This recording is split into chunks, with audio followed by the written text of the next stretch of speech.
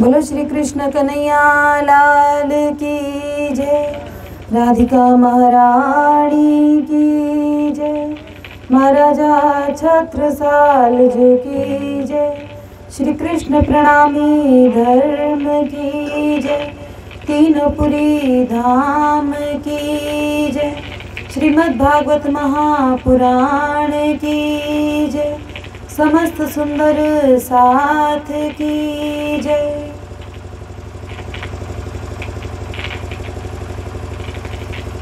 श्री बंधु सतगुरु चरण को करूं सप्रेम प्रणाम। अशुभ हरण मंगल करण धनी श्री देव चंद्र जी नाम। श्री प्राणनाथ निज मूलपति श्री मेहराज सुनाम। श्री तेज कुंवर श्यामा जुगल को पल पल करूं प्रणाम। मेरी भव बाधा हर राधा नागर श्याम। तुम्हारी कृपा कटाक्ष से सुलभ होत निज धाम। प्रथम लागू दो चरण को धनिये न छुड़ाइयो छिन। लाख तली लालेड़िया मेरे जीव के ही जीवन। इन पाँव तले पड़ी रहूं धनी नजर खोलो बातूं। पल नवालू निरखूने मेरे जीव के ही जीवन। श्री महामती चाहे इन चरण को कर मनसा वाचा कर्मण। आए बैठे मेरे सब अंगों मेरे जीव के ही जीवन। मेरे जीव के ही जीवन।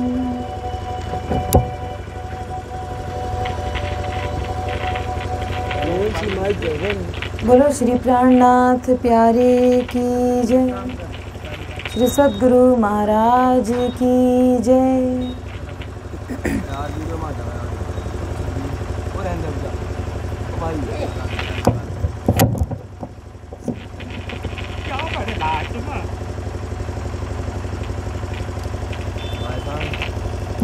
हेलो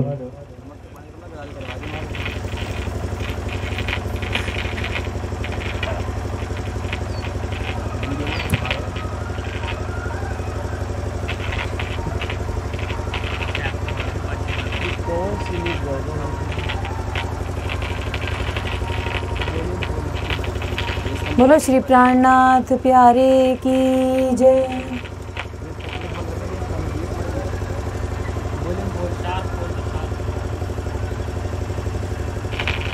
राज राज कहने दे मोहे शाम शाम कहने दे। पापी मन ठहर जरा राज राज कहने दे। मोहे शाम शाम कहने दे। पापी मन ठहर जरा राज राज कहने दे। मोहे शाम शाम कहने दे। पापी मन ठहर जरा राज राज कहने दे। मोहे शाम शाम कहने दे। पापी मन ठहर जरा।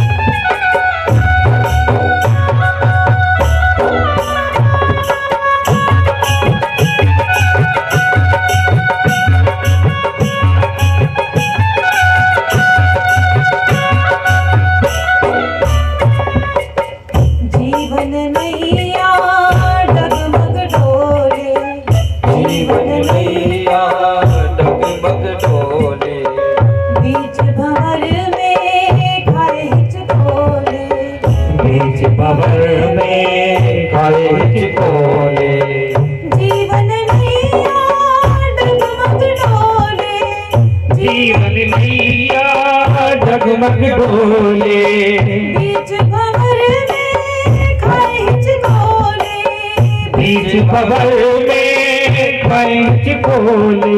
पार इसे होने दे, पार इसे होने दे, पापी मन ठहर जरा, पार इसे होने दे, पार इसे होने दे, पापी मन ठहर जरा। राज राज कहने दे, मोहे श्याम श्याम कहने दे, पापी मन ठहर जरा।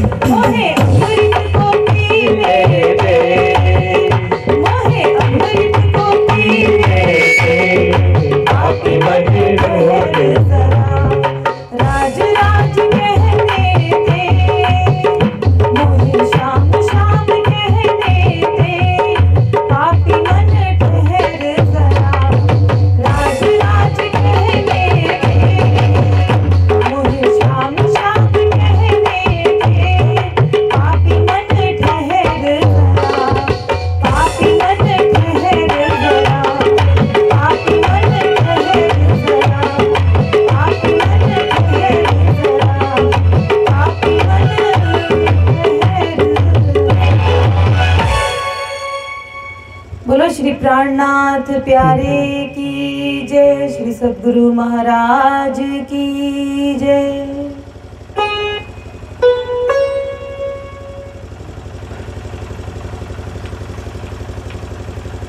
श्री कृष्ण पूर्ण ब्रह्म परमात्मा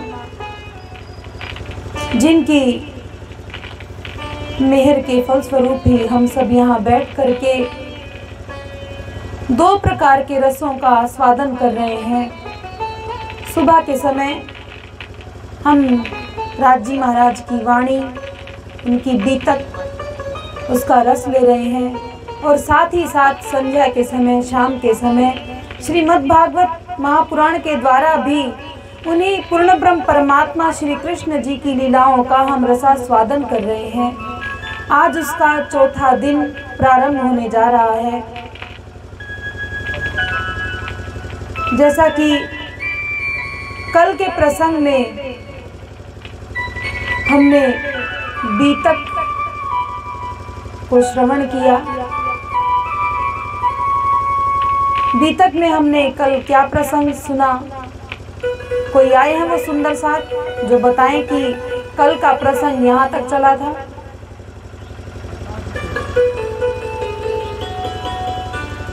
कल के प्रसंग में हमने सुना कि श्री देवचंद्र जी महाराज जब 5 वर्ष की आयु, तब से ऐसी दिव्य घटनाएं उनके साथ में होती हैं और जब 11 वर्ष के हुए तब मन उपजो विचार, मैं कौन कहाँ थे आइया, कहाँ मेरो भरतार। मैं कौन हूँ, कहाँ से आया हूँ, मेरे आत्मा के मालिक कौन है, ऐसे प्रश्न 11 वर्ष की आयु में, उम्र में उन्हें आने लगे। और जब 17 साल की उम्र हुई तब अपने घर को त्याग करके, छोड़ करके कच्छ के लिए रवाना होते हैं और रास्ते में ही रेगिस्तान में उनको हकें दिए दीदार। हुक्म के स्वरूप राजी महाराज ने सिपाही के भेष में आकर के दर्शन दिया और उनको लेकर के चले कच्छ तक। 4 साल वहां पर खोज की, सभी संतों से, जितने भी पंडित आदि वहां पर थे, सबसे प्रश्न किया। एक ही प्रश्न पूछते हैं कि आत्मा का घर कहाँ है। ये जो आत्मा अंदर निवास करती है, जब इस नश्वर शरीर का घर है, तो जो आत्मा अजर अमर कही गई, उसका घर कहाँ है। और इस आत्मा का मालिक कौन है, कहाँ रहता है। ऊपर रहता है तो उसका स्थान बताओ, उसका नाम बताओ, उसका गुण क्या है ये बताओ। ऐसे कई प्रश्न, इन 3 प्रश्नों में ऐसे अनेकों प्रश्न छुपे हुए थे, जिनकी खोज कर रहे हैं, पर जिनसे प्रश्न पूछ रहे हैं उन्हें स्वयं ही कुछ नहीं आता, वो किसी को क्या बताएंगे। कोई कहता है मूर्ति पूजा करो, तो कोई कहता है कि योगाभ्यास करो। जिसने जो साधन बताया, देवचंद्र जी महाराज उन सभी साधनों में साधना कर रहे हैं, पर कहीं पर भी आत्मा को शांति नहीं मिलती। वाणी में कहा गया है, जो लो आत्म ना देवे साख तोलो प्रबोध कीजे 10 लाख। जब तक आत्मा साक्षी ना दे, चाहे 10 लाख प्रयोग करने पड़े, 10 लाख बार किसी से पूछना पड़े, पूछो। आत्मा जब किसी बात के लिए गवाही दे, तब समझ लेना कि ये बात सही है। आत्मा साक्षी नहीं दे रही। देवचंद्र जी महाराज जिनके पास भी जाते हैं, देखते हैं कि अरे ये क्या समझाएंगे, इनके पास ज्ञान तो दूर, अभी तक इन्होंने अपने मन को ही वश में नहीं किया। सब इंद्रियों के वश में है, इंद्रियों के गुलाम है, कोई भी जितेंद्रिय नहीं। यहाँ से आगे बढ़ते हैं, भुजनगर पहुंचे। भुजनगर में हरिदास जी के यहाँ जाते हैं। हरिदास जी का सेवा भाव देख करके आत्म पायो करार, यहाँ आत्मा को संतुष्टि हुई। हरिदास जी की सेवा का भाव, जो हमने थोड़ा सा कल भी कहा था, कैसी सेवा करते हैं। उनकी सेवा का भाव ऐसा कि गर्मियों के दिन में जब सेवा करते हैं बाल मुकुंद जी और बांके बिहारी जी की, तो हर प्रकार की ठंडक करते हैं। उस समय एसी, कूलर, पंखा कुछ भी नहीं होता था। मंदिर को जलमग्न कर देते हैं, जल का छिड़काव करते हैं जिससे ठंडक रहे। और वस्त्र भी जो झीने होते हैं, पतले वस्त्र होते हैं, वो उन्हें धारण कराते हैं। और गर्मियों के दिनों में कौन सा भोजन हमारे शरीर के लिए सही होता है, ऐसा भाव लेकर के और भोग धराते हैं। हर प्रकार का सेवा में और विचार भी यही रहता है कि अब हमें क्या सेवा करनी चाहिए, अब कौन सी वस्तु इस समय हमें अपने प्राणाधार के लिए बनानी चाहिए, अथवा कौन से वस्त्र पहनाने चाहिए, ऐसा हरिदास जी का भाव रहता है। उनको देख करके देवचंद्र जी महाराज को बड़ा आनंद हुआ। उनकी सचवटी देख करके तब देवचंद्र जी महाराज, उनका नियम था कि सेवा करते थे। कैसे? सेवा करे ना जना वही। सेवा करते हैं पर किसी को जनाते नहीं है, बताते नहीं है, प्रदर्शन नहीं करते। जैसे आजकल कोई अगर 100 रुपए की भी पर्ची कटवाए तो उसमें भी अपना नाम लिखवा देते हैं। कोई अगर मंदिर में सेवा करते हैं, 1 लाख 2 लाख जितने भी तो उसकी भी अपने लिए प्लेट लगवा देते हैं कि ये सेवा इस सुंदर साथ के द्वारा की गई है। पर देवचंद्र जी महाराज को किसी को जनाने की जरूरत नहीं थी, किसी को बताने का, प्रदर्शन करने का उनका कोई विचार नहीं था। वो तो अपनी आत्मा की संतुष्टि के लिए सब करते हैं। रात को जल्दी उठ जाते हैं और मंदिर की परिक्रमा में झाड़ू बुहारी सब कर देते हैं। जो बर्तन रखे हों उन बर्तनों को मांज देते हैं, साफ कर देते हैं। दिन में तो सेवा कर ही रहे हैं, पर कुछ सेवाएं ऐसी करते हैं रात के समय में कि किसी को पता ना चले कि हमने कुछ किया है, और किसी को बताते नहीं हैं। इसे कहते हैं सेवा। दान, दया और सेवा कहते हैं कि ये तीनों कीजे ते सर्वे गोपनीयता से सेवा करनी चाहिए। दान करते हो तो वो भी किसी को जना करके, ढिंढोरा पीट करके नहीं करना चाहिए। तो सेवा इस प्रकार से करते हैं। रात्रि के समय में ही 3 बजे से परिक्रमा करने लगते हैं। 3 घंटे तक परिक्रमा करते हैं मंदिर की।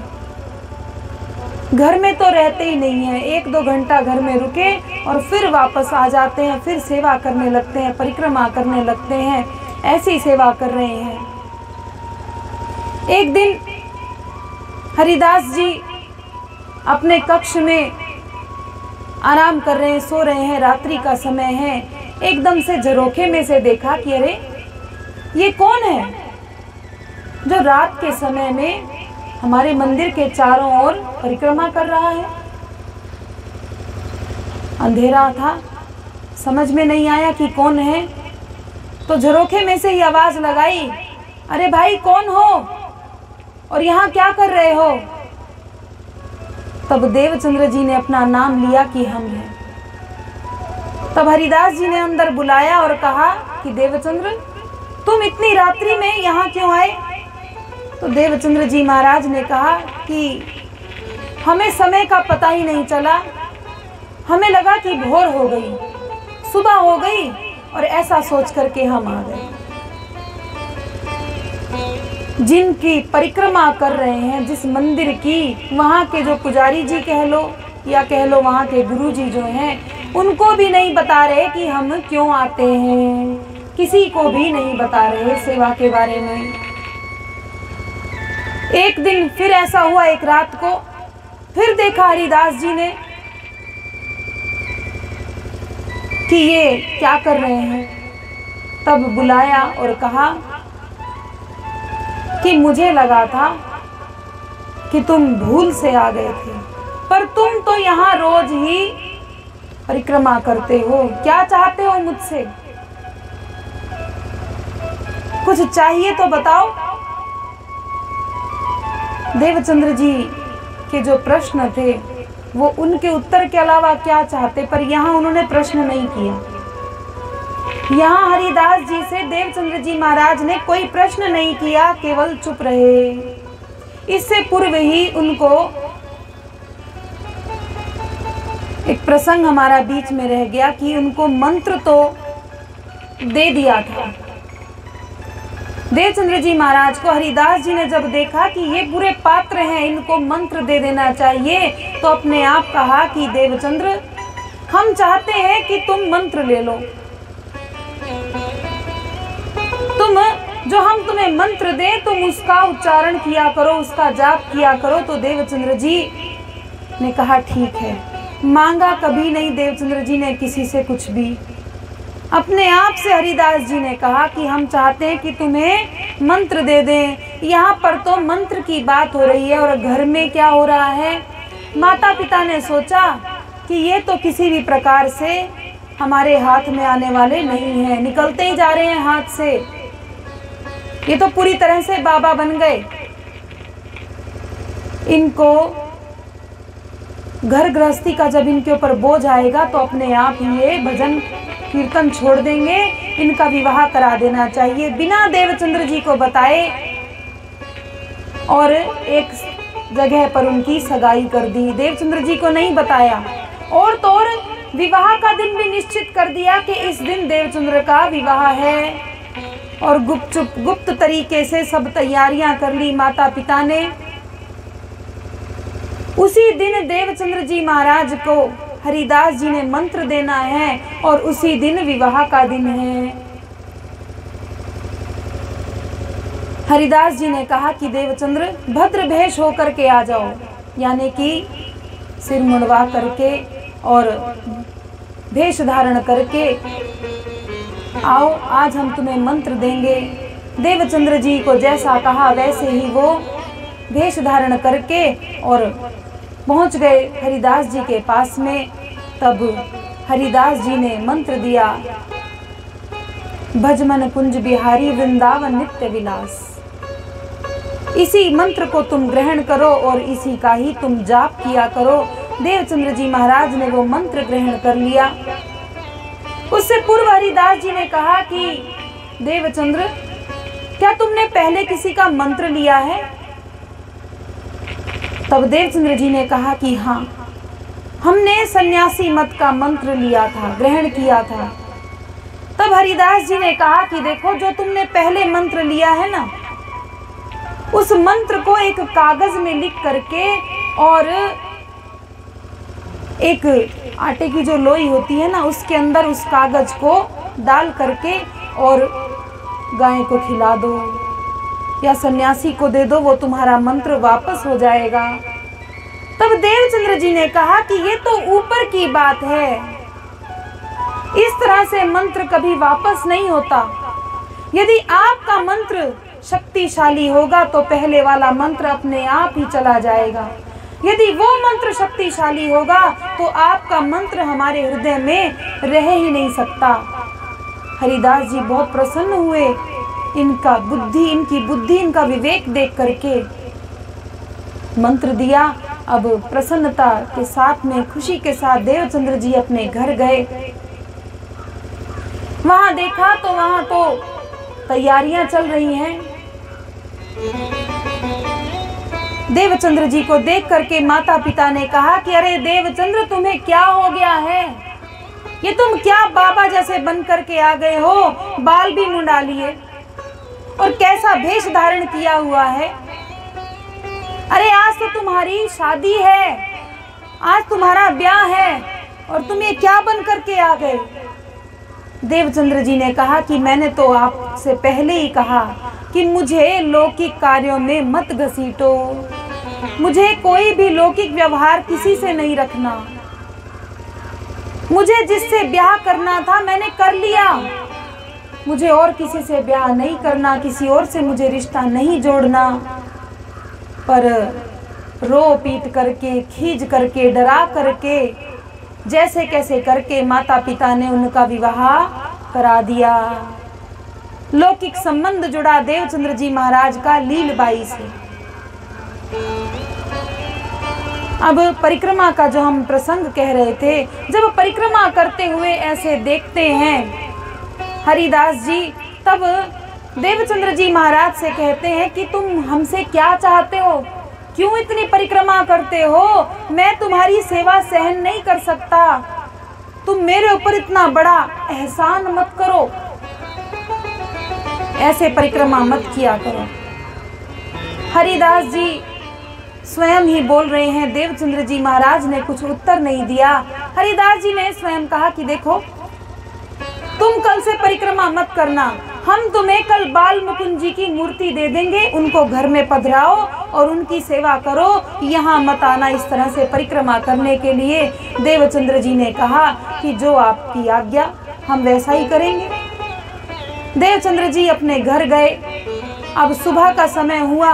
हरिदास जी स्नान आदि करके और मंदिर में प्रवेश करते हैं तो देखते हैं तो वहां तो बाल मुकुंद जी की मूर्ति नहीं है। प्राणनाथ प्यारे की, बांके बिहारी जी की तो वहां पर सेवा है, पर बाल मुकुंद जी की मूर्ति वहां पर नहीं है। इधर उधर देखने लगे, खोजने लगे। घर के लोगों से हरिदास जी ने पूछा कि कोई मंदिर में आया तो नहीं था, मूर्ति नहीं है सिंहासन पर। तब सबने कहा कि यहाँ किसकी ताकत है जो आएगा? तब हरिदास जी ने विचार किया कि जब तक ये मूर्ति बाल मुकुंद जी की वापस सिंहासन पर नहीं आएगी तब तक हम अन्न जल ग्रहण नहीं करेंगे। घर के सब लोगों ने व्रत रख लिया। देवचंद्र जी महाराज भी जब मंदिर में आते हैं, उन्हें भी पता चला तो उन्होंने भी व्रत धारण कर लिया कि हम भी आज भोजन नहीं करेंगे। पूरा दिन बीत गया, आधी रात हुई तो आधी रात को बाल मुकुंद जी ने दर्शन दिए हरिदास जी को। झपकी लग गई, थोड़ी नींद की अवस्था हो गई हरिदास जी की, तब उनको बाल मुकुंद जी के दर्शन हुए। जैसे ही दर्शन हुए हरिदास जी बोले, अहो प्रभु जी कहाँ गए हते? हे प्रभु जी आप कहाँ थे? मैं आपको ढूंढ रहा था, आप अपने सिंहासन पर नहीं है। तब बाल मुकुंद जी ने कहा, मैं तो वहीं बैठा हूँ पर तुम्हें इस दृष्टि से नहीं दिखूंगा, मैं वहीं हूँ। तुम मुझे देवचंद्र के यहाँ पधरा रहे थे, क्या तुम जानते नहीं हो कि देवचंद्र कौन है? इतने समय से तुम्हारे साथ में वो रह रहे हैं, क्या आज तक उनके स्वरूप की पहचान नहीं हुई? मैं उनकी सेवा सहन नहीं कर सकता, मैं उनकी प्रणाम सहन नहीं कर सकता, उनकी सेवा क्या सहन करूंगा? तुम मुझे उनको मत देना, तुम सेवा करो पर उन्हें मत देना मुझे, मैं उनकी सेवा नहीं सहन कर सकता। और अगर वो दुखी हो जाएं ये बात सुन करके, तो बांके बिहारी जी के जो बाघा वस्त्र हैं, उनकी जो पोशाक है वो उनको दे देना, उनकी वो सेवा पधराएं पर हमारी सेवा मत देना। ऐसा कह करके तब हरिदास जी ने पूछा कि अब आप कहाँ जा रहे हैं? तो कहा कि मैं वहीं बैठा हूँ। इतने में आंख खुली, देखा तो बाल मुकुंद जी की मूर्ति अपने सिंहासन पर है। हरिदास जी तो प्रसन्न हो गए कि इतने बूढ़े हो गए, आज तक हमें दर्शन कभी नहीं हुए, पर देवचंद्र जी के कारण आज बाल मुकुंद जी के हमें दर्शन हुए। इतने में तो सुबह होने वाली है, 4 बजने वाली है। हरिदास जी प्रसन्न होकर के और जाते हैं, सोचने लगे कि सबसे पहले ये जाकर के हम देवचंद्र जी महाराज को ही ये बात बताएंगे। और जाने लगे, इतने में तो देवचंद्र जी महाराज भी मंदिर की तरफ आ रहे हैं। तब जाकर के हरिदास जी ने साष्टांग प्रणाम किया देवचंद्र जी को। देवचंद्र जी ने कहा, अरे गुरु जी ये आप क्या कर रहे हैं? आप ये क्या कर रहे हैं? हमें आपके चरण छूने चाहिए और आप हमारे चरण छू रहे हैं। तब कहा कि देवचंद्र, आज तक मुझे तुम्हारी पहचान नहीं हुई, तुम कोई अलौकिक शक्ति हो। स्वयं बाल मुकुंद जी ने दर्शन दे करके हमें ये बताया, तुम्हारे स्वरूप की हमें पहचान कराई, और ये भी कहा कि अगर देवचंद्र जी दिलगीर हो जाएं, दुखी हो जाएं, तो उन्हें बांके बिहारी जी के वस्त्र दे देना पूजा करने के लिए, पर हमारी सेवा मत देना। प्यारे सुंदर साथ जी, वो प्रश्न जो है ना देवचंद्र जी महाराज के, वो अभी भी अंदर ही अंदर घूम रहे हैं। विचार करते हैं कि उनके लिए कोई नई बात नहीं है, बचपन से ही देखते आ रहे थे, 5 साल की उम्र से ही देवी देवता आकर के प्रणाम करते हैं, परिक्रमा करते हैं। अब भी तो यही हुआ, अब भी बाल मुकुंद जी ने आकर के भी यही कहा कि तुम क्या पहचानो वो कहाँ के हैं, हम उनकी सेवा सहन नहीं कर सकते। देवचंद्र जी भी यही जानना चाहते हैं, आखिर हम हैं कहाँ के, हम हैं कौन जो ये सब देवी देवता 33 करोड़ देवी देवता हमारी परिक्रमा करते हैं, हम में ऐसी कौन सी बात है। पर इस बात को जाहिर नहीं किया। हरिदास जी ने कहा कि चलो हम आपको दर्शन कराएं, देखो सिंहासन पर ही बाल मुकुंद जी बैठे हैं। लेकर के गए और कहा कि तुम्हारे लिए बाल मुकुंद जी ने कहा है कि जो बांके बिहारी जी की सेवा है, उनके बाघा वस्त्र हैं, उन्हें तुम अपने घर में पधराओ और उनकी सेवा करो। देवचंद्र जी ने कहा कि जो आपकी आज्ञा, हम ऐसा ही करेंगे। अपने घर में एक सुंदर सा स्थान देख करके अच्छी तरह से उसे लीप करके साफ करके और सिर चढ़ा करके बांके बिहारी जी के बाघा वस्त्र और अपने घर ले जाते हैं। वहां पर सेवा पधरावनी करते हैं। बोलो श्री कृष्ण कन्हैया लाल की। बीतकों में, अन्य बीतक में ऐसा वर्णन आता है कि ये जो बांके बिहारी जी के वस्त्र आए, ये हरिदास जी के बनवाए हुए वस्त्र नहीं थे। ये आकाशी मार्ग से, आसमान से वो वस्त्र अवतरित हुए थे। वो जो उनको हरिदास जी को अपने मंदिर में रखे हुए दिखाई दिए, वो वस्त्र पूजा करने के लिए, सेवा करने के लिए देवचंद्र जी महाराज को उन्होंने दिए। देवचंद्र जी अब घर में ही सेवा करने लगे बांके बिहारी जी की। कैसे सेवा करते हैं? सेवा करते हैं प्रेम भाव से। सेवा कोई भार नहीं होती। हम सेवा को भार समझ लेते हैं। थोड़ा सा भी शरीर में दर्द हुआ तो क्या कह देंगे कि आज सेवा तुम कर लेना, आज हमारी तबीयत ठीक नहीं है, आज तुम कर लो सेवा। भोजन भी करेंगे, बातचीत भी करेंगे, नहाएंगे, इधर उधर जाएंगे, पर बात आएगी जब सेवा की, तब वो बीमारी याद आ जाएगी। हम तो बीमार हैं, हम कैसे करें? सारे व्यवहार निभाएंगे, पर बात आ जाए कि मंदिर का नियम था ना जाने का, तो वो नियम तोड़ देंगे। मंदिर का नियम तोड़ देंगे, पर रिश्तेदारी में व्यवहार हमारा खत्म नहीं होना चाहिए।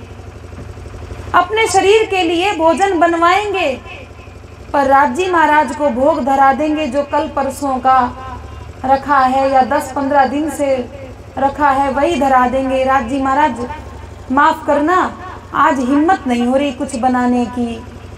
उनके लिए हिम्मत नहीं है, पर अपने लिए तो हिम्मत आ जाती है बनाने के लिए।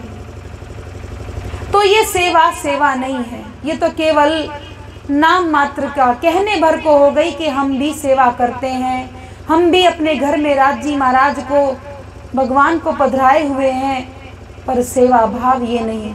देवचंद्र जी सेवा करते हैं जब प्रातः काल उठ करके जल भरने के लिए जाते हैं, कुएं से जल भरने के लिए जा रहे हैं। यदि किसी की परछाई पड़ जाए उस जल पर तो तुरंत उस जल को फेंक देते हैं, फिर से मांजते हैं उस बर्तन को और फिर धो करके फिर जल भरते हैं। ऐसा एक बार नहीं, अगर 50 बार भी उनको करना पड़े तो भार नहीं लगता उनको। वो ये नहीं सोचते कि क्या आज पूरे दिन परछाई पड़ती रहेगी क्या सबकी, नहीं। जितनी बार करना पड़े उतनी बार ही उसे धो करके मांज करके फिर जल भर के और तब अपने घर ले जाते हैं। और चौका पानी, रसोई अलग, पूरा साज सामग्री सब अलग से रखे हुए हैं, सब सामान अलग रखा है। चावल, दाल, घी, खांड, दूध। जिस दिन जो सब्जी बनानी है उसे ताजी ताजी लेकर के आते हैं और रोज सोचते हैं कि आज हम क्या भोग लगाएं, कन्हैया को आज कौन सा भोग लगाएं, आज हम उनके लिए कुछ नया बनाएंगे, आज ये मिठाई बनाएंगे, ये मेवा रोगाएंगे, आज ये वाला फल लेकर के आएंगे। ऐसा करके चितवन भी वही, उनका ध्यान भी इसी तरफ रहता है। पोशाक नई नई सुंदर सुंदर पोशाक बनवाते हैं, रोज श्रृंगार बदलते हैं, रोज उनके लिए नया नया भोग बनाते हैं। झाड़ू पोछा आदि सब अपने हाथों से करते हैं, किसी को नहीं कहते। घर में उनकी स्त्री है, उनकी धर्म पत्नी है लीलबाई जी, उनको भी नहीं कहते कि देखो तुम इतना काम तुम कर लो बाकी हम कर लेंगे, नहीं। सेवा है, सेवा मुझे करनी है। तो जो पास पड़ोस की जो महिलाएं हैं, जो सखी सहेली हैं लीलबाई जी की, वो ताना मारने लगी, अरे तुम कैसी स्त्री हो घर में, वो पुरुष हो करके जल भर के ले जाते हैं, क्या तुमसे इतना भी नहीं होता कि तुम जल भर के ही ले जाओ? वही अपने आप यहाँ मांझ करके बर्तन को जल भर के ले जाते हैं। और हमने तो ये भी देखा कि तुम्हारे घर में रसोई भी वो खुद बनाते हैं। क्या तुम इतना नहीं कर सकती कि तुम ही रसोई में भोजन बनाओ? तब लीलबाई जी ने देवचंद्र जी महाराज से कहा कि ये स्वामी, मेरी आपसे एक विनती है, आप कुछ सेवा मुझे भी दे दो। जल भरने की सेवा या भोग बनाने की सेवा या फर्श को लीपने की, पोतने की सेवा, ये कोई भी सेवा आप हमें भी दे दो, लोग हमें ताना मारते हैं। तब देवचंद्र जी ने कहा कि सेवा का भाव ये नहीं होता। किसी ने कहा तब तुम हमारे पास आई कि हमें भी कोई सेवा दे दो। सेवा का भाव ऐसे नहीं। मेरा तो इन स्वरूप के साथ में प्रेम है, मेरा तो इनसे दिल बंधा हुआ है, मैं तो इसलिए सेवा करता हूँ। पर तुम्हारा अभी इस स्वरूप के साथ में प्रेम नहीं हुआ, तुम्हारा अभी संबंध नहीं जुड़ा, इसलिए तुम सेवा को सेवा नहीं समझ सकोगी, तुम्हें ये सेवा भार लगेगी। मैं तो किसी की परछाई पड़ जाए तो एक बार नहीं 1000 बार भी जल भर करके लाऊंगा, पर क्या तुम्हें ये स्वीकार है?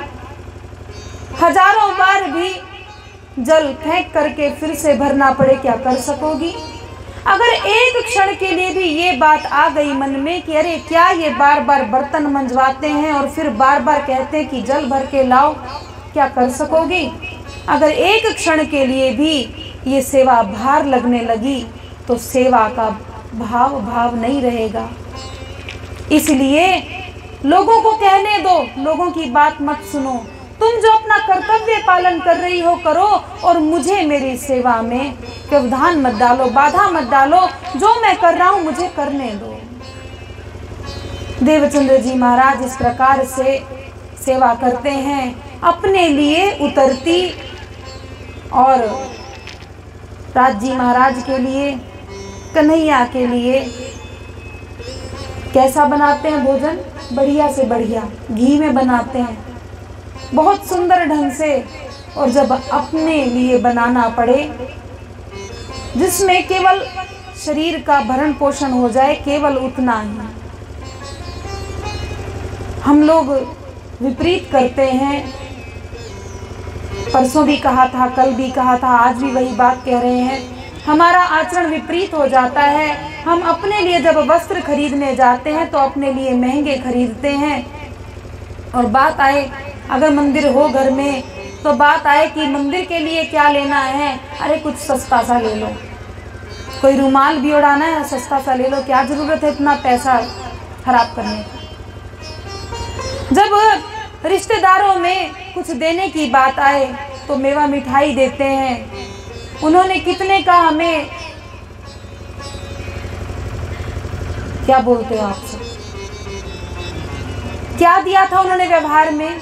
कितने 1000 रुपए का कोई सामान दिया था, 10,000 का दिया था, हम तो 20,000 का देंगे। उनको भी तो पता चले हम भी दे सकते हैं, हमारे पास पैसा कम नहीं है। तो कोई 10,000 का दे तो हम 20,000 का उनको लौटा करके देते हैं।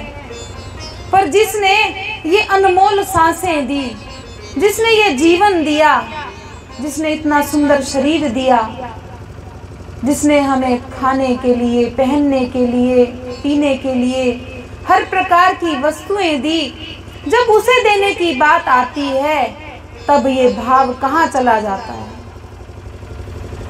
जब भोग धराने की बात आए तब हम क्या कहते हैं? भाई केले ले लो, सस्ते हैं, केला खरीद के ले जाओ।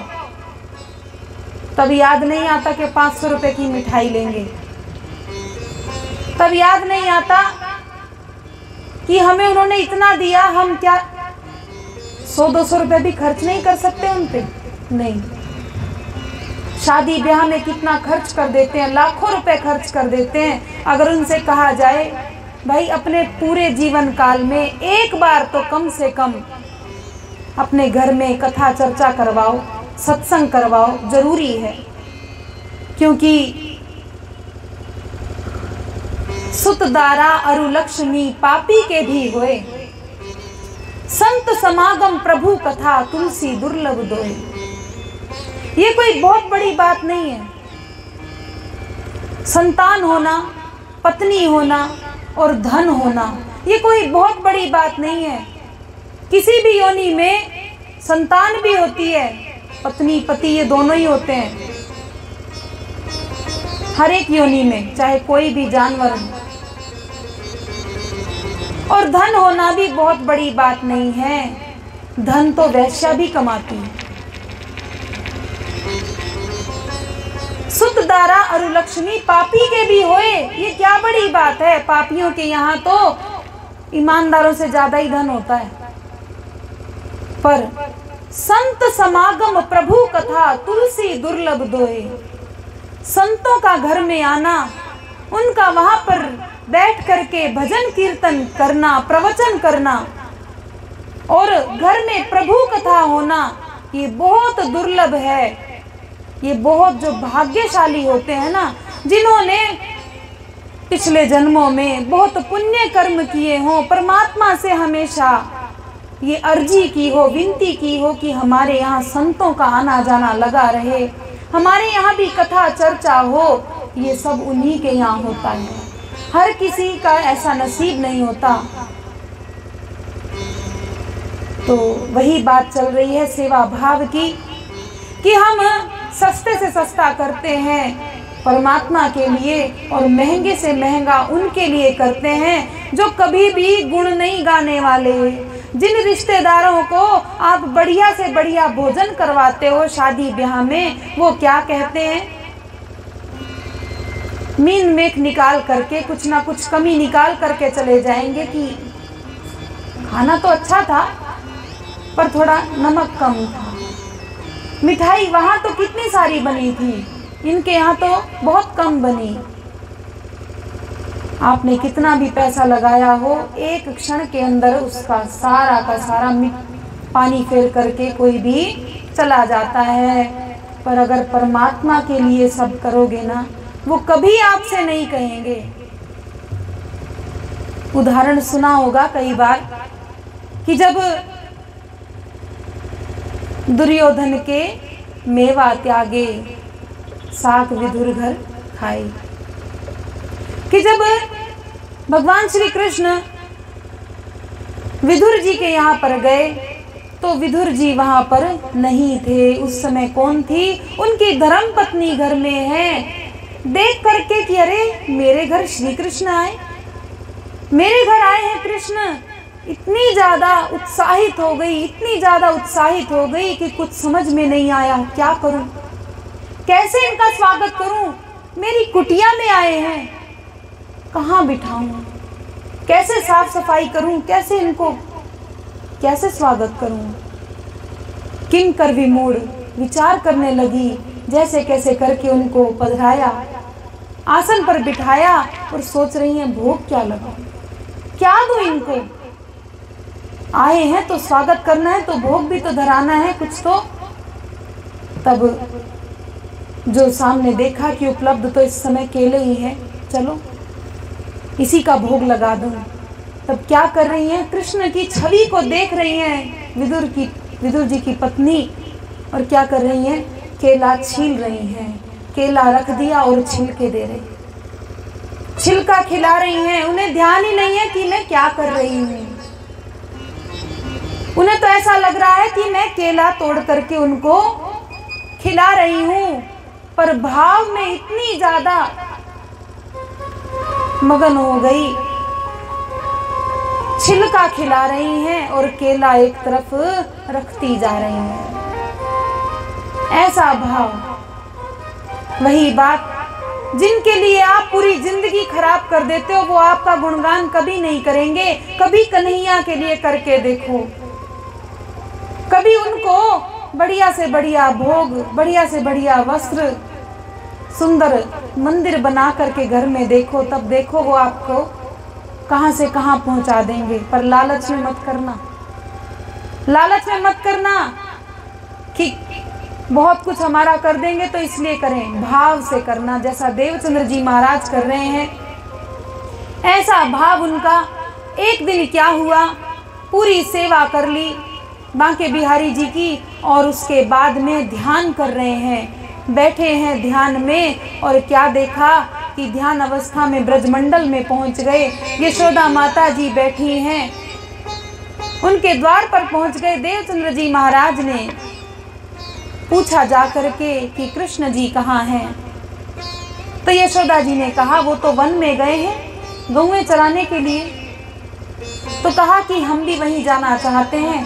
तो यशोदा जी ने कहा कि देवचंद्र चले जाना। कुछ घर में से मिठाई मंगाई और कलेवा बांध करके दे दिया कि दोनों स्वरूप मिल करके आरोगना। लेकर के वन में गए। देवचंद्र जी ध्यान अवस्था में देख रहे हैं कि ये सब हो रहा है। तब गए वहां पर तो अलग अलग टोलियों में सब ग्वाल बाल खेल रहे हैं। जाकर के पूछा कि कृष्ण जी कहाँ हैं, कृष्ण कहाँ हैं? सबने कहा कि कौन से कृष्ण को पूछ रहे हो, यहाँ तो हर टोली में कृष्ण खेल रहे हैं। तो कहा कि नंद बाबा के लाला जो है ना कृष्ण, उनको हम ढूंढ रहे हैं। कि नंद बाबा? नंद तो यहाँ बहुत है। नंद यानी कि नंद तो एक उपाधि होती है। नंद यानी कि जिसके यहाँ 9 लाख गौएं हों उसे कहा जाता है नंद। तो यहाँ तो कितनों के यहाँ 9 लाख गौएं हैं और उनके बालकों में किसी किसी का नाम कृष्ण है। तुम किस कृष्ण को पूछते हो? तो कहा यशोदा मैया के जो पुत्र हैं हम उनका पता पूछ रहे हैं। तब कहा कि वहां बैठे हैं, जाओ। तब वहां श्री कृष्ण जी को बैठे देखा। देवचंद्र जी महाराज वहां गए, प्रणाम किया। तब कृष्ण जी ने कहा कि देवचंद्र बहुत समय बाद तुमसे मुलाकात हुई। क्यों? पहले कहाँ मिले थे? याद करा रहे हैं, रेगिस्तान में मिले थे। पहले रेगिस्तान में हम ही आए थे तुम्हारे पास जब तुम कच्छ में जा रहे थे। ये बीतक में आता है वर्णन। और तुम्हें कृष्ण लीलाओं का पान करना चाहिए। तो कृष्ण लीला कहाँ मिलेंगी? कहाँ सुनोगे कृष्ण लीलाओं को? तो कृष्ण लीलाओं का वर्णन तो केवल भागवत के अंदर है। भागवत को सुनो, ऐसा हुक्म किया। और जैसे ही वो जो भोग की सामग्री थी, मिठाई आदि सामने रखी थी, जैसे ही आरोगने के लिए तैयार हुए, इतने में तो ध्यान अवस्था में से उठ गए। देवचंद्र जी देखा तो वो सब सामग्री सामने रखी थी। तब देवचंद्र जी ने विचार किया कि यही मेरे खाविंद हैं, ये श्री कृष्ण ही मेरे पति हैं। पर अभी भी पर्दा है, अभी भी पर्दा है, अभी भी कुछ ना कुछ कमी है हमारे अंदर, इसीलिए पूरी पहचान तो अब भी नहीं करवाई। पर हम भागवत सुनेंगे। भुजनगर में पता किया कि कोई भागवत सुनाने वाले हैं क्या, जो हमें निरंतर भागवत सुना सकें। तो वहाँ ऐसा कोई नहीं था। तब और किसी शहर का पता किया कि वहाँ कोई भागवत सुनाता हो। तब नौतनपुरी, जिसे जामनगर कहा जाता है, उस समय उसे नवानगर कहते थे, छोटी काशी भी उसे कहते थे। तब विचार किया कि वहां जाना चाहिए, वहां जाकर के हम भागवत सुनेंगे। नौतनपुरी धाम की जय बोलने वाला ही नहीं है कोई। नौतनपुरी धाम जिसे जामनगर कहते हैं, उस जामनगर के अंदर देवचंद्र जी महाराज चले। जहां जहां देवचंद्र जी जाते हैं वहीं वहीं उनके माता पिता भी पीछे पीछे। जामनगर में गए, 26 साल की उम्र हुई है देवचंद्र जी महाराज की। अब विचार किया कि हमें तो यहाँ भागवत सुननी है। पता किया कि कहाँ निरंतर भागवत होती है, तो श्याम जी के मंदिर में भागवत होती है। कानजी भट्ट यानी कि कथाकार कानजी भाई हैं, वो कथा कहते हैं। तो वहां जाकर के देवचंद्र जी महाराज कथा सुनने लगे भागवत की। परीक्षित ने तो केवल 7 दिन सुनी थी भागवत, और उसमें भी प्रश्न कर दिया था। आज आज तो नहीं आएगा, वो प्रसंग कल आएगा कि परीक्षित ने क्या प्रश्न किया जिसके कारण से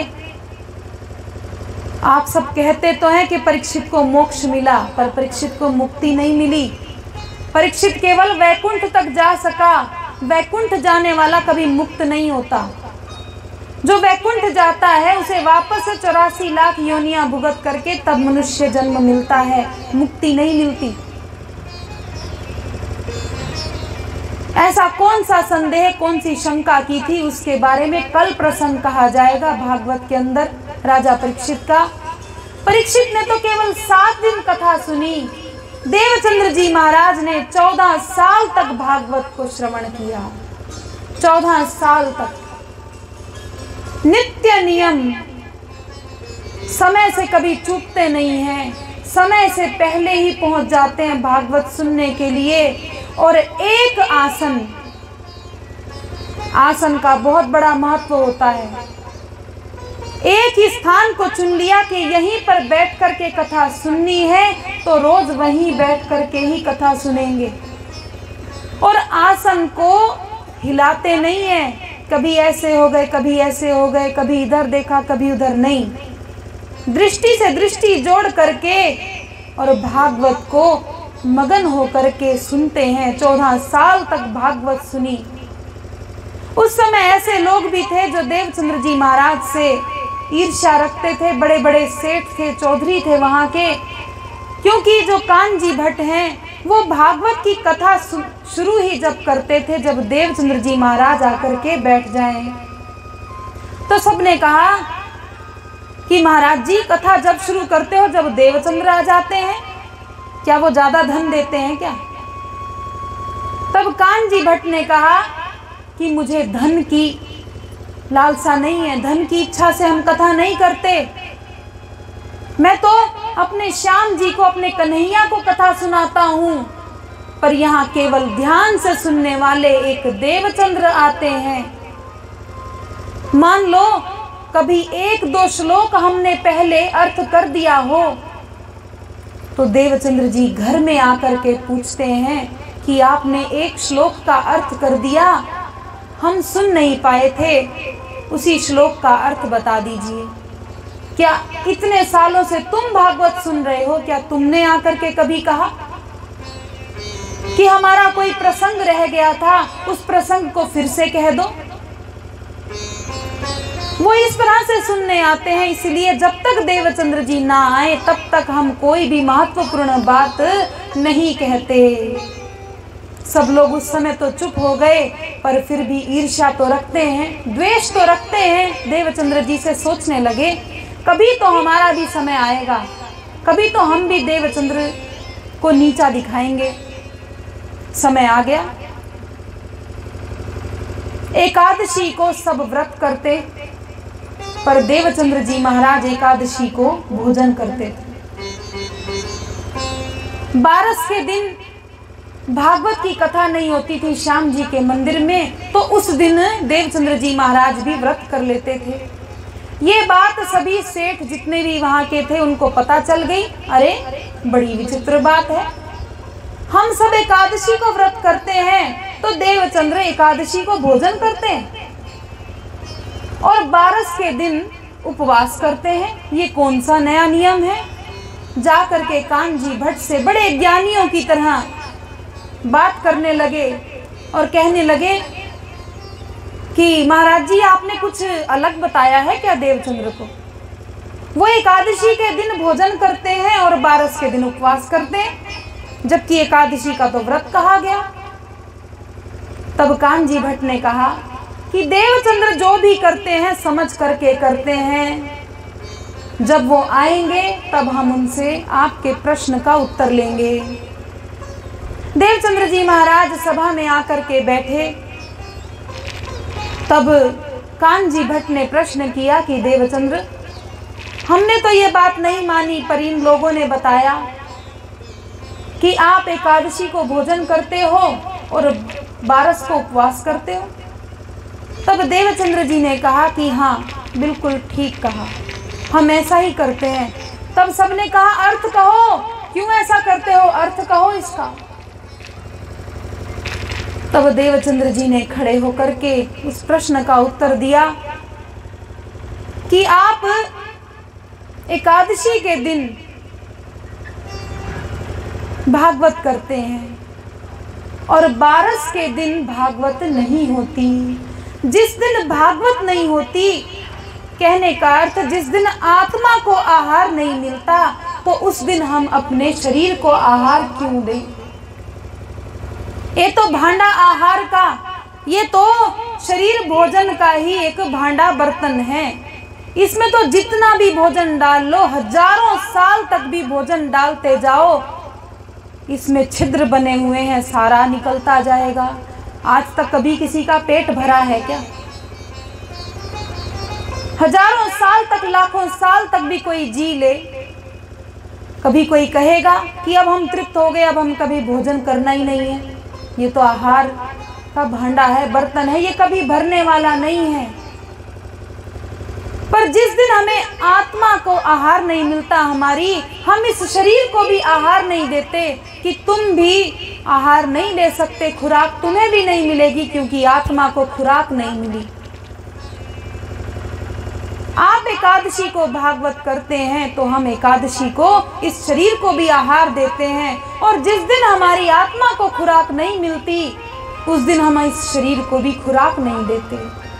और एक और बात, एकादशी का व्रत जो है वो क्या फल देगा? एकादशी का व्रत कौन कौन करता है? यहाँ कोई करते हैं?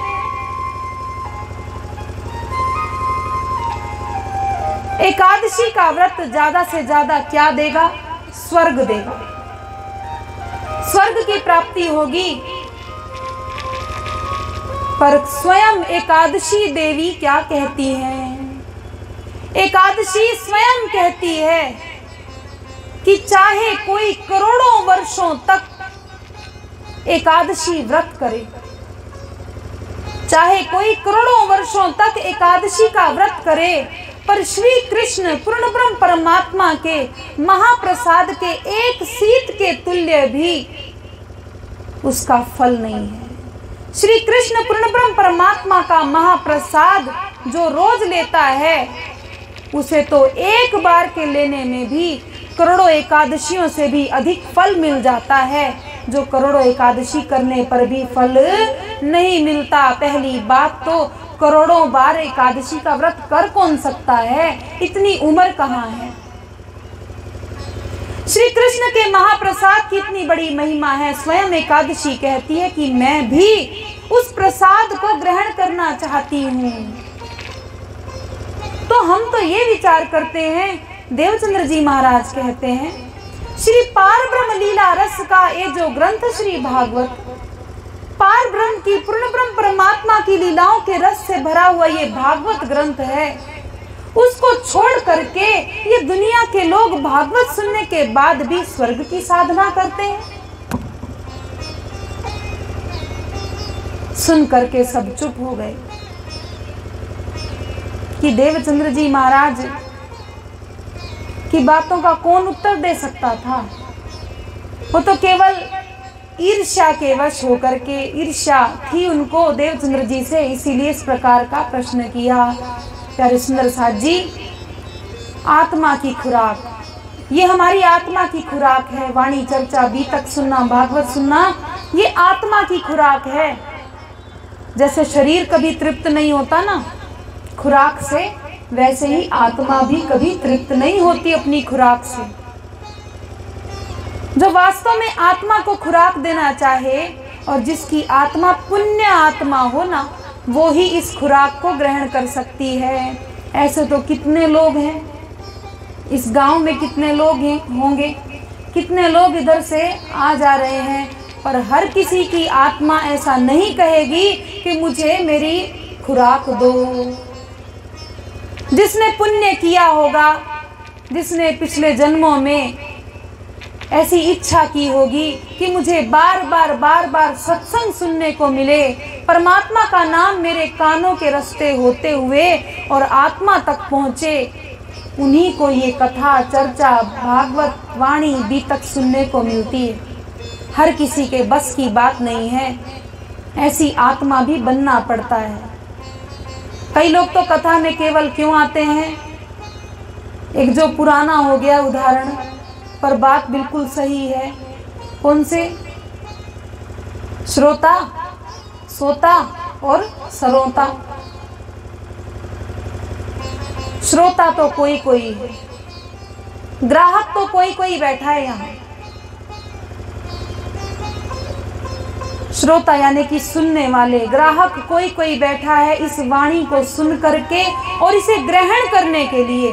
केवल सुनने तक भी जो सीमित ना रहे, जो इसे ग्रहण करके अपने जीवन में उतार ले, ऐसा तो कोई एक या दो ही बैठे होते हैं जो सोच ले कि मुझे तो इन वचनों को ग्रहण करना है और मुझे इन पर चलना है। एक प्रकार के आते हैं सोने के लिए, तो उनके लिए कहा गया है पापी कथा सुन ना सके, ऊंघे या उठ जाए। जो पापी होगा ना, जिसने पिछले जन्मों में पाप बहुत किए होंगे, वो कथा में आकर के बैठ तो जाएगा पर पाप उसको सुनने नहीं देगा।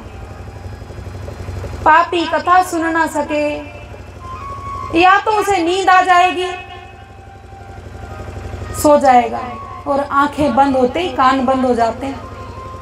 नींद के लिए आंखें बंद हुई, कान अपने आप बंद, या तो ऊँघेगा, सोएगा, या फिर कहेगा अरे मेरी समझ में तो आता ही नहीं, पता नहीं क्या बात हो रही है, कौन देवचंद्र, कौन सी सेवा, क्या सेवा होती है? कुछ सेवा नहीं होती। भगवान का नाम तो जब कुछ चाहिए हो तो दुकान की तरह चले जाओ। भगवान क्या बोलते हैं सभी, मैं 1.25 रुपए का प्रसाद चढ़ाऊंगी, मेरी ये इच्छा पूरी कर दे। पहली बात तो प्रसाद नहीं कहा जाता, प्रसाद तो उसे कहते हैं जब भोग लग जाता है उसके बाद वो प्रसाद बनता है। जब हम बाजार से कुछ खरीदने के लिए जाते हैं ना, हम क्या बोलते हैं, हम मिठाई की दुकान पे जा रहे हैं। क्या लेने जा रहे हैं? मिठाई नहीं कहेंगे, क्या कहेंगे? भोग लेने जा रहे हैं। क्या लेने जा रहे हैं मिठाई की दुकान पे? भोग लेने के लिए जा रहे हैं। भोग में क्या होता है? मिठाई होगी। मिठाई की दुकान पे जाओगे तो मिठाई ही लाओगे, पर उसका नाम बदल जाएगा, उसका नाम हो जाएगा भोग। भोग लेकर के आए हैं, चाहे फल लाए, मिठाई लाए। जब राजी महाराज ने उसे आरोग लिया, उसके बाद में वो प्रसाद बनता है, उससे पहले प्रसाद नहीं होता। तो जिसके अंदर भाव होगा वो ही इस आत्मा की खुराक को ले सकता है। जिसके ऊपर पाप चढ़ा हो, जिसके पाप अभी क्षीण नहीं हुए, उसे तो कथा समझ में ही नहीं आएगी। उसे तो लगेगा कि समय कब होगा, ये कथा कब पूरी हो। कथा पूरी होगी तभी तो भोजन मिलेगा ना। भोजन करते समय कोई सोता है? कौन सा है जो भोजन करते करते सो जाता है? कोई है यहाँ? जो थाली सामने रखी है और थाली में से खाते खाते लो भाई गया, है कोई? कोई पैसे गिनते गिनते सोता है? कोई चलते चलते सोता है? चलते चलते सो जाएंगे रोड पे तो मर नहीं जाएंगे। कोई गाड़ी चढ़ जाएगी ऊपर, मर गए। क्यों? मरने का डर है। मरने का डर है तो चलते चलते कोई नहीं सोता। और भोजन के टाइम क्यों सोएंगे? शरीर में जाएगा भोजन, पेट भरेगा, स्वाद मिलेगा, क्यों सोए? उसे तो अच्छी तरह से खाएंगे, आनंद ले ले करके खाएंगे। पर इससे क्या होना है? कथा से कुछ होता है क्या?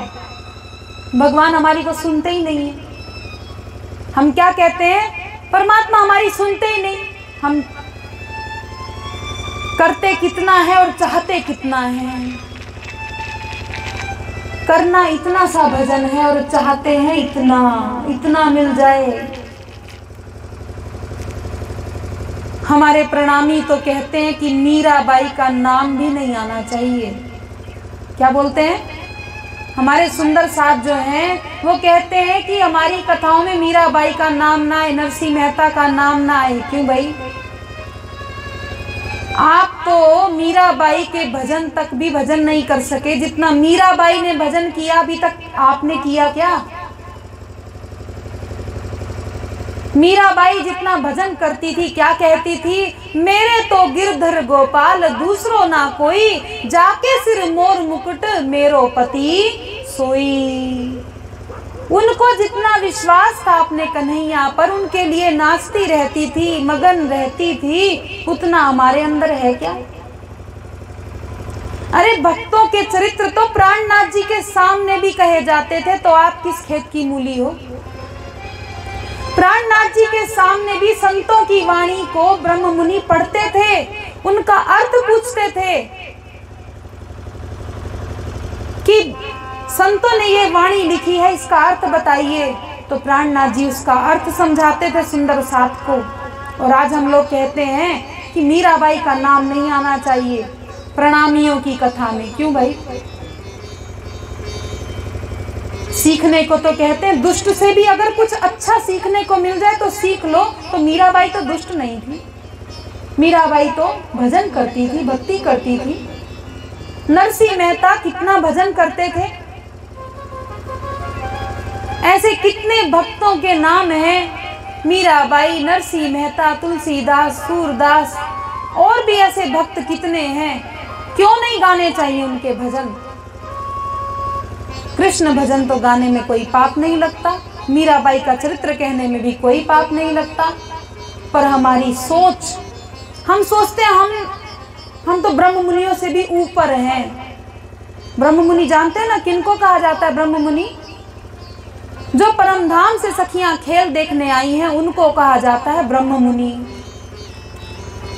हम अपने आप को उनसे भी बड़ा मानने लग गए हैं। काम कुछ नहीं करते, वैसे सेवा भाव नहीं, भजन नहीं, भक्ति नहीं, कुछ भी नहीं, ज्ञान भी नहीं, वाणी का ज्ञान भी नहीं है, बीतक का ज्ञान भी नहीं है, कुछ भी नहीं है। पर अपने आप को सिरमौर मानने लग गए कि हम तो सबसे श्रेष्ठ हैं। हम तो मीरा का मी भी नहीं सुनेंगे, नरसिंह का ना भी नहीं सुनेंगे हम। ऐसा मत करो। प्रणामी होकर के अहंकार नहीं करना। आप प्रणामी हो तो अहंकार मत करो। प्रणामी हो तो प्रणामी बन करके दिखाओ कि हम प्रणामी हैं, हम उन कृष्ण को प्रिय मानते हैं, तो उनसे प्रेम करते हैं। अहंकार नहीं करना इस बात का। तो हम देवचंद्र जी महाराज के चरित्र को सुन रहे हैं, उनका जीवन, उनसे ही तो हमें सीखने को मिलना है कि कैसे वो सेवा भाव भागवत सुनने लगे। 14 साल तक भागवत सुनी। अब उनकी उम्र हो गई 40 साल। कहाँ 5 साल की उम्र थी, कब 11 साल के हुए। प्रश्न मन में उठने लगा। करते करते करते करते 40 साल हो गए। सदियों से रूहें सोई हुई है, सदियों से रूहें सोई हुई है, जगाते जगाते बहुत देर कर दी, जगाते जगाते बहुत देर कर दी। अचूक रात पीछे रथी खींच कर, अचूक रात पीछे रथी खींच कर, वो बिताते बिताते बहुत देर कर दी, बिताते बिताते बहुत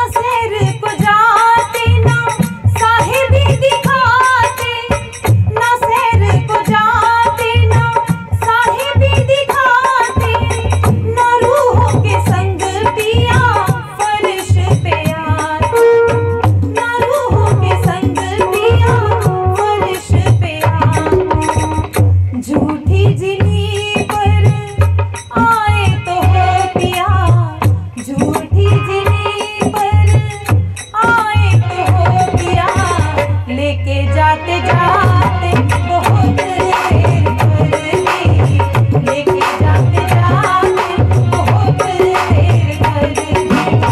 सदियों से रूहें सोई हुई है, सदियों से रूहें सोई हुई है, जगाते जगाते बहुत देर कर दी, जगाते जगाते बहुत देर कर दी।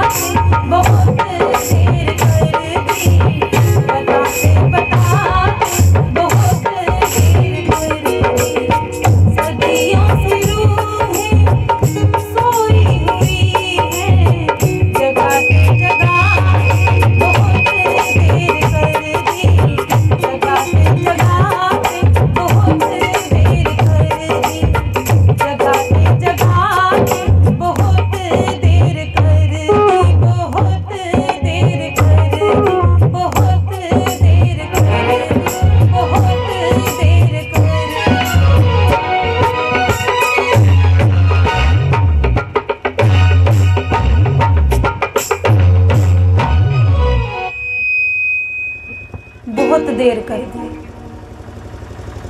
40 साल की आयु हो गई देवचंद्र जी महाराज की। कहाँ से कष्ट देखना प्रारंभ किया, प्रश्न लेकर के कष्ट सहन करते करते करते जो जिसने कहा करो तो करना प्रारंभ किया। आज अब जब 40 साल की उम्र भी हो गई तब भी कष्ट अभी भी बाकी है। अचानक से स्वास्थ्य गड़बड़ हो गया और पहले एक नियम हुआ करता था, आज भी कहते हैं अगर उसी नियम को हम लागू करें ना अपने ऊपर तो बीमारी ठीक हो जाती है। क्या नियम था? जैसे ही बुखार हो जाए तो पूरा दिन भोजन नहीं करना चाहिए, ना जल पीना चाहिए। एक लंघन भई दोए 10-12 लंघन, यानी कि 22 दिन बीत गए, बुखार उतर ही नहीं रहा, चढ़ता ही जा रहा है। 22 दिन तक अन्न जल ग्रहण नहीं किया, पर फिर भी भागवत सुनने जाते हैं कान बांध करके।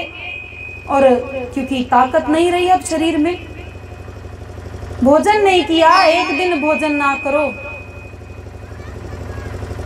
तो कैसी हालत हो जाती है। तो 22 दिन बीत गए, भोजन नहीं किया है।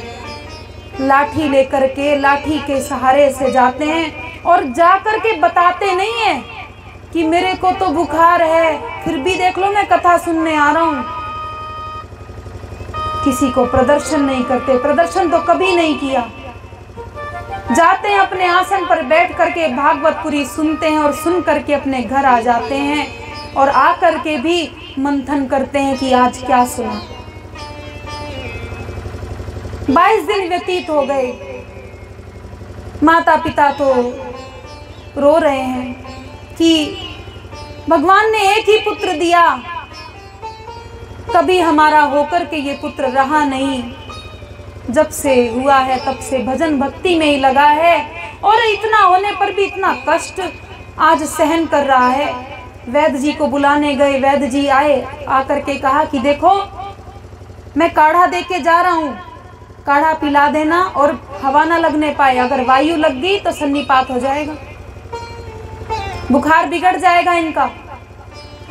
तब माता ने कहा अरे वैद्य जी आप क्या कह रहे हो, ये तो अभी भागवत सुनने चले जाएंगे, ये किसी की सुनते हैं क्या? तब वैद्य जी ने कहा मेरी दवाई वापस दे दो, मेरा शहर में नाम खराब हो जाएगा कि उस वैद्य जी से दवाई ली थी और बुखार बिगड़ गया। तब पिताजी ने कहा कि वैद्य जी काढ़ा वापस दो, हम क्यों इन्हें जाने देंगे, हमें इनका शरीर ठीक रखना है, हम क्यों जाने देंगे इनको। ऐसे करके काढ़ा बना करके देवचंद्र जी महाराज को देते हैं और कहा कि चलो अंदर। वो तो तैयार हो गए जाने के लिए, कान बांध लिए, लाठी ले ली और जाने को तैयार हो गए कि हम तो जाएंगे कथा सुनने। तब पिताजी गुस्सा हुए और अंदर बंद कर दिया। माता जी अंदर समझा रही हैं कि देवचंद्र अगर एक दिन नहीं जाओगे तो कुछ नहीं होगा, तुम्हें आराम हो जाए तब चले जाना। पर देवचंद्र जी ने कहा कि नहीं, तुम क्या सोचते हो कि मैं मर जाऊंगा? रे मूर्खों, मैं मरने का नहीं, मैं मरने वाला नहीं हूं, और अगर मेरा शरीर छूट भी गया तो मेरी आत्मा वहां जाएगी कथा सुनने के लिए, पर मेरा नियम मत तोड़वाओ, मैंने नियम ले रखा है, मैं उसको नहीं तोड़ सकता। ऐसा कहते कहते भूम भमरी खाए, यानी कि धरती पर चक्कर आया और देवचंद्र जी गिर पड़े और आकार आंखें फिर गई, आंखें फिर गई। आंखें फिरना आप सभी जानते हैं, जब अंतिम समय होता है तभी आंखें फिरती हैं। माता जी अंदर चिल्ला रही हैं, रो रही हैं कि अरे ये क्या हो गया देवचंद्र को। पिताजी को बुलाया कि देखो क्या हो गया देवचंद्र जी, आवाज लगा रहे हैं, कान में बोल रहे हैं कि देवचंद्र देवचंद्र, पर देवचंद्र जी किसी की आवाज नहीं सुन रहे, ना किसी को पहचान रहे हैं। एक आध घड़ी बाद जैसे ही देवचंद्र जी महाराज को होश आया तो पिताजी ने कहा कि देवचंद्र तुम जाना चाहते हो ना, तो चलो हम तुम्हें छोड़ करके आते हैं कथा सुनने के लिए। देवचंद्र जी ने किसी से कोई बात नहीं की, ना ये कहा कि ले चलो, तैयार हुए और अपने आप ही चले गए। लालदास जी महाराज कहते हैं एक असनी की हद, इतना कष्ट सहन किया और जैसे ही घर वापस आए हैं कथा सुन करके, उसी दिन से वो बुखार जो है वो उतरने लगा। धीरे धीरे पथ्य लेने लगे, यानी कि हल्का भोजन खिचड़ी आदि लेने लगे और दिनों दिन अब तो कला बढ़ती जा रही है, उनका तेज बढ़ता ही जा रहा है। और पूरे 40 वर्ष की जब आयु हुई तब हकें दिया दीदार। बोलो श्री कृष्ण कन्हैया लाल की, सद्गुरु देवचंद्र जी महाराज की। 40 वर्ष की आयु हुई तब उसी श्याम जी के मंदिर में आकर के दुनिया के लोग उस समय कथा सुन रहे हैं कानजी भट्ट से, पर देवचंद्र जी महाराज को कोई दिखाई नहीं दे रहा, ना कानजी भट्ट ना वो लोग, कोई भी नहीं। उन्हें तो वहीं पर भागवत सुनते सुनते ही श्री कृष्ण जी पूर्ण ब्रह्म परमात्मा राजी महाराज जिन्हें हम कहते हैं, उन्होंने आकर के वहीं दर्शन दिए। श्री देवचंद्र जी को दर्श दियो जो है पूर्ण रूप, तार तम को तत्व कहो हृदय बैठी स्वरूप। देवचंद्र जी को दर्शन देने वाले कौन हैं? जो है पूर्ण स्वरूप, पूर्ण रूप, पूर्ण ब्रह्म परमात्मा स्वयं आकर के उनको दर्शन देते हैं। और आकर के प्रश्न कर दिया, तू कौन आई इत क्यों कर, कहाँ है तेरा वतन, नार तू कौन खसम की दृढ़ कर कहो वचन, तू जागत है कि नींद में करके देख विचार, विद सारी या की कहो। इन जिनी के प्रकार ऐसा कुछ चौपाई में हो सकता है, अंत में कुछ छूट गया हो। प्रश्न किए, आते ही राजी महाराज ने तो प्रश्न कर दिए, तू कौन आई इत क्यों कर, यानी कि तुम कौन हो, यहाँ इस दुनिया में क्यों आई हो, कौन है तेरा खसम, तुम्हारा धनी कौन है, तुम्हारा मालिक कौन है, तुम्हारा वतन कहाँ है। ऐसे ऐसे प्रश्न किए। देवचंद्र जी महाराज ने एक ही उत्तर दिया, हे धनी कुछ भी नहीं जानती, सिर्फ इतना जानती हूं कि धनी हमारे तुम, कि तुम मेरे खाविंद हो, सिर्फ इतना ही जानती हूँ और कुछ भी नहीं जानती। तुम दुल्हा मैं दुल्हनी और ना जानूंगा, मुझे और कुछ भी नहीं पता कि आप कौन हैं, कहाँ से आए हैं, मैं कौन हूँ, मेरा वतन कहाँ है, मुझे कुछ नहीं पता। सिर्फ इतना ही दृढ़ निश्चय अभी तक हुआ है कि आप मेरे खाविंद हैं, मैं आपका नाम भी नहीं जानती। तब कहा कि इतना ही जानती हो, लो हम बताते हैं। अपना नाम कहा कि मेरा नाम श्री कृष्ण है। श्री कृष्ण में भी तो 3 भेद हैं, तो कहा कि हम कौन है, अक्षरातीत कृष्ण हैं हम। और तुम सुंदरबाई की वासना हो, तुमने खेल की मांग की थी, खेल मांगा था, ब्रज में भी तुम थी, रास में भी तुम आई, तुम्हारी इच्छा पूर्ण नहीं हुई, इसलिए तीसरे ब्रह्मांड में भी खेल देखने आई हो, बुलाए लाओ तुम रूह अल्लाह, कहियो कहलाया हक। कहते हैं हे सुंदरबाई, अब तुम्हारे जैसे सुंदर साथ जो है इस दुनिया में भूल रहे हैं, भटक रहे हैं, उन्हें खींच करके परम धाम ले आओ। धनी वे साथ कहाँ हैं? प्रश्न किया कि वो सुंदर साथ कहाँ मिलेंगे, तो कहा कि तुम चिंता मत करो, उन सुंदर साथ को हम भेजेंगे। सुंदरबाई के कारण ही, सुंदरबाई नाम था ना, देवचंद्र जी के अंदर जो वासना है उनका नाम सुंदरबाई है। उन्हीं के कारण से वो जिन साथ को अपने साथ जोड़ लेंगी तो वो क्या कहलाएंगे, सुंदर साथ। सुंदरबाई ने सर्वप्रथम जागृत करना प्रारंभ किया, इसी कारण से नाम पड़ा सुंदर साथ। तो कहा कि कोई भी प्रश्न हो तो अभी पूछ लो। कुछ पूछना चाहती हो सुंदरबाई? तो कहा कि आप कहाँ जाओगे? तो राजी महाराज ने कहा कि हम तुम्हारे हृदय में आकर के बैठेंगे, पर ऐसे दर्शन फिर नहीं देंगे। जो पूछना हो अभी पूछ लो। तो कहा कि जब हृदय में ही आकर के बैठ जाओगे फिर क्या पूछना। जब आप अंदर ही आकर के बैठ गए फिर पूछने के लिए कुछ नहीं बचा। प्यारे सुंदर साथ जी, ये प्रसंग तो बहुत बड़ा है। और जो कलश की वाणी है, रास प्रकाश और कलश, कलश के अंदर राज्य की और सुंदरबाई के ऊपर शक्ति कौन सी काम कर रही है? सुंदरबाई जो है उनके ऊपर शक्ति काम कर रही है श्यामा जी की। श्यामा जी कहो या राधा जी कहो, उनकी शक्ति उनके ऊपर कार्य कर रही है। वासना यानी कि आत्मा तो उनकी सुंदरबाई, पर उनके ऊपर शक्ति जो कार्य कर रही है वो है श्यामा जी की। इसीलिए श्यामा स्वरूप कहते हैं हम देवचंद्र जी महाराज को। और जब उनके अंदर आकर के राज्य महाराज की बैठक हो गई तो उनका नाम हुआ सतगुरु धनी श्री देवचंद्र जी महाराज। वो हमारे सतगुरु हो गए। कौन? देवचंद्र जी महाराज। निजानंद संप्रदाय में यदि किसी को सतगुरु कहा जाता है तो वो निजानंद स्वामी देवचंद्र जी महाराज हैं, क्योंकि उन्हीं के द्वारा सबको मंत्र की प्राप्ति हुई है।